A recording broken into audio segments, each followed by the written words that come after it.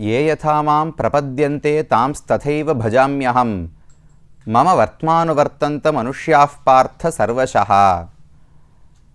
பகவானை அவனுடைய பக்தன் எப்போதெல்லாம் காண ஆசைப்படுகிறானோ அந்த ஆசை உண்மையானதாக ஆழமானதாக இருந்தால் பகவான் கண்டிப்பாக வந்து காட்சி கொடுக்கிறார்.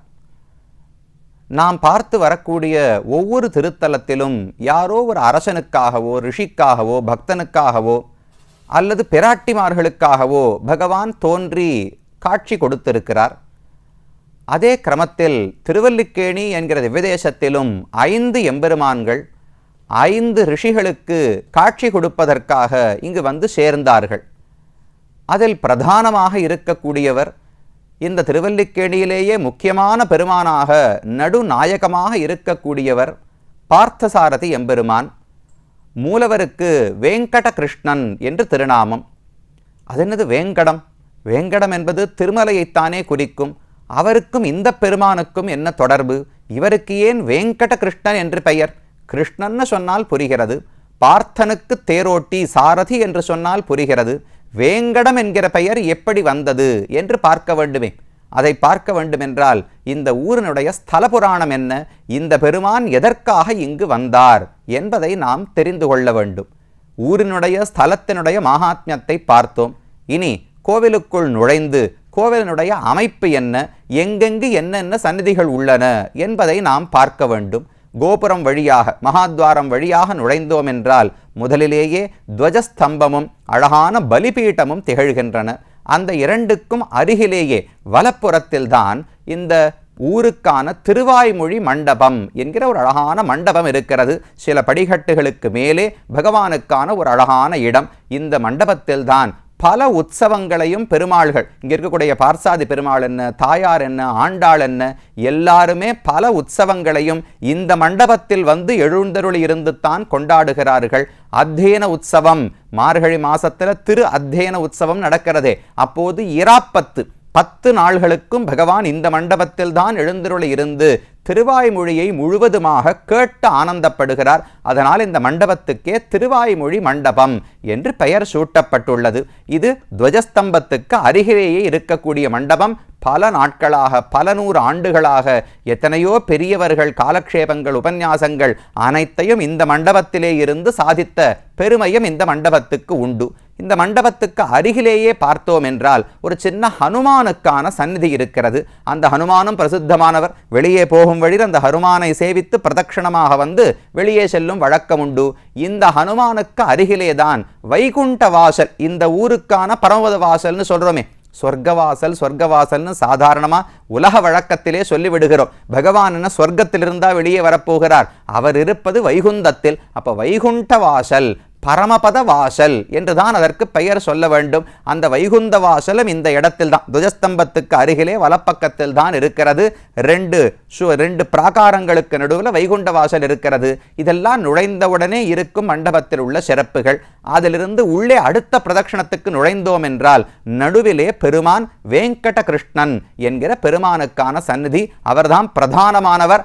ஆனா ஊருக்கு சொந்தக்காரர்னு பார்க்கணும்னால் அருகில திருவரங்கநாதன் பெருமான் இருக்கிறார். அவரை பிற்பாடு சேவிக்க போகிறோம். அந்த திருவரங்கநாதன் மன்னாத பெருமாள் தான் ஊருக்கான பெருமாளாம்.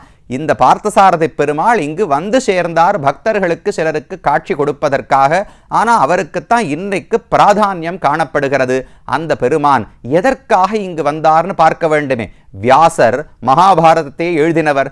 அந்த வியாசருக்கு ஒரு சிஷ்யர் இருந்தார், ஆத்ரேயர் என்று அவருக்கு பெயர்.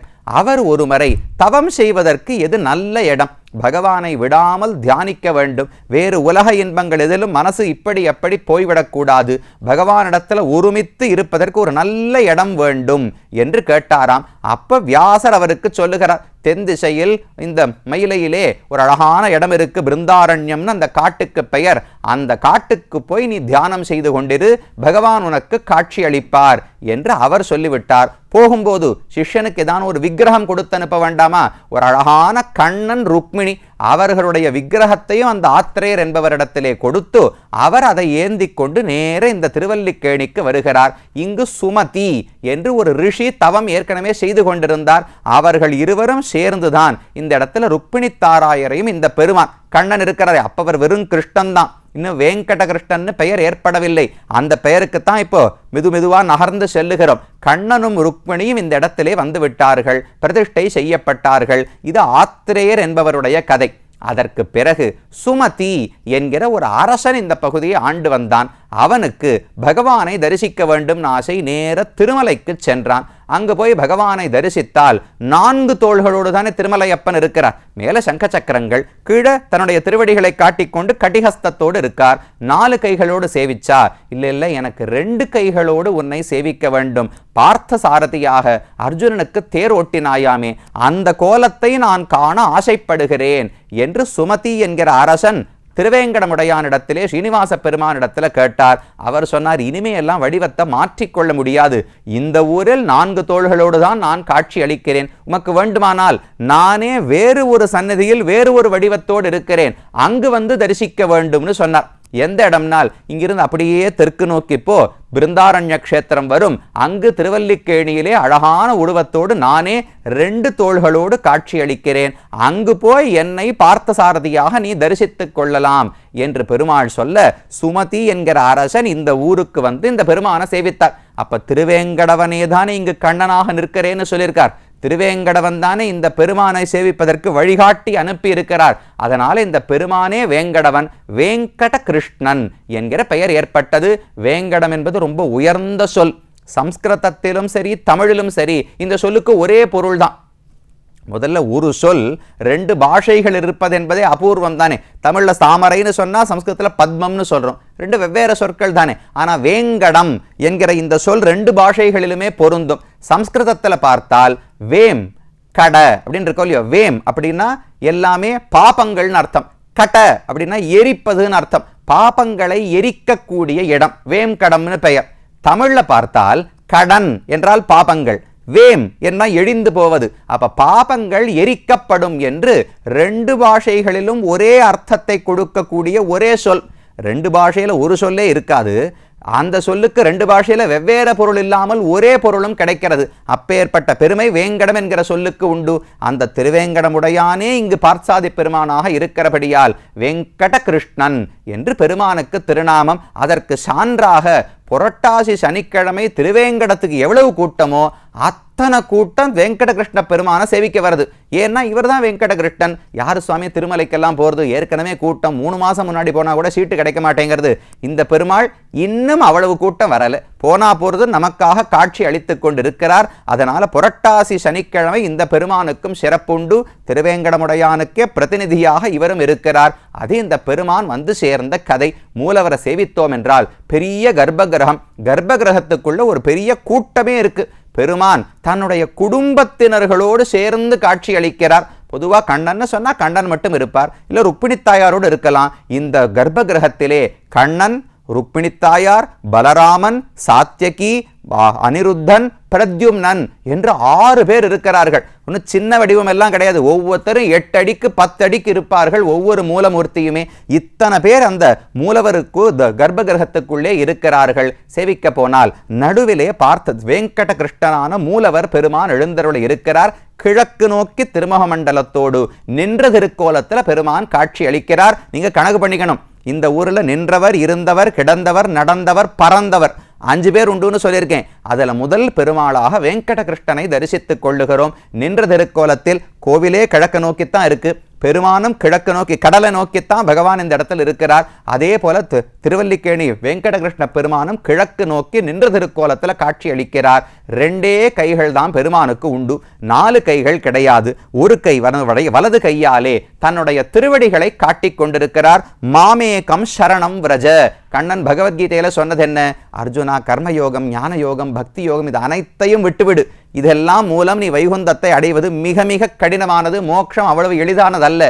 ஒரு வழி சொல்லட்டுமா? என் திருவடிகளை சரணமாக பற்றுன்னு தன்னுடைய திருவடியை காட்டுகிறாரே, அது ஒரு கை. மற்றொரு கையாலே அழகான சங்கத்தை பகவான் பிடித்து கொண்டிருக்கிறார். வேற எந்த ஆயுதமும் கிடையாது, சக்கரம் கிடையாது, கதை கிடையாது, சார்ங்கம் கிடையாது, வாள் கிடையாது, சங்கத்தை மட்டும் பற்றி கொண்டு. என பார்த்தசாரதி அல்லவா, பார்த்தசாரதி பெருமான் கண்ணன் எடுத்த பிரதிஜை என்ன? துரியோதனனிடத்தில் பேசும் பொழுது நான் ஆயுதம் எடுத்து போரில் சண்டையிட மாட்டேன் என்று பகவான் பிரதிஜை பண்ணியிருந்தாரோ இல்லையோ, அதனால கையில சங்கம் மட்டும்தான் உண்டு. ஆனா அவர் அந்த சங்கத்தை வச்சுட்டே யுத்தத்தை முடிச்சுட்டாருன்னு வச்சுங்கோ. கிருஷ்ணாவதாரத்திலேயே சங்கத்துக்கு ரொம்ப முக்கியத்துவம் உண்டு.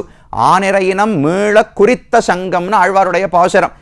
கார்த்தால பிருந்தாவனத்துக்கு மாடுகளை எல்லாம் மேய்ச்சலுக்கு கண்ணன் அழைத்து கொண்டு போவார். சாயங்காலம் எல்லாத்தையும் திரும்ப அழைச்சிட்டு வரணும்னால் என்ன, ஒவ்வொன்றா எத்தனை லட்சம் மாடுகள் இருக்கும், ஒவ்வொருத்தரையா அழைச்சிட்டு வர முடியாது.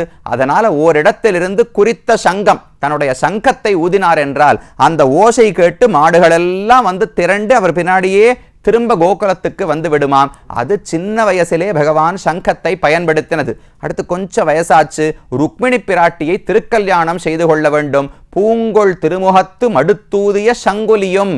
விதர்ப தேசத்து பெண்ணாகத்தான் ருக்மிணி பிராட்டி இருந்தாள். அவளை சிசுபாலனுக்கு கல்யாணம் பண்ணி கொடுப்பதாக முடிவெடுத்திருந்தார்கள். கண்ணனை திருமணம் செய்து கொள்ள ஆசை. ஒரு பிராமணரை அழைத்து ஒரு 6-7 ஸ்லோகத்தை எழுதி, உன்னைத்தான் நான் கல்யாணம் பண்ணிக்க ஆசைப்படுறேன் கண்ணா, நீ வந்து ராட்சச விவாகமாக என்னை கடத்தி கொண்டு போய் திருக்கல்யாணம் செய்து கொள்ள வேண்டும். இன்னிலிருந்து 4வது நாள் இந்த குலதெய்வ கோயிலுக்கு வருவேன், அங்க வந்து என்னை அழைத்து போ என்று எல்லாத்தையும் எழுதி கொடுத்து அனுப்பிச்சுட்டா.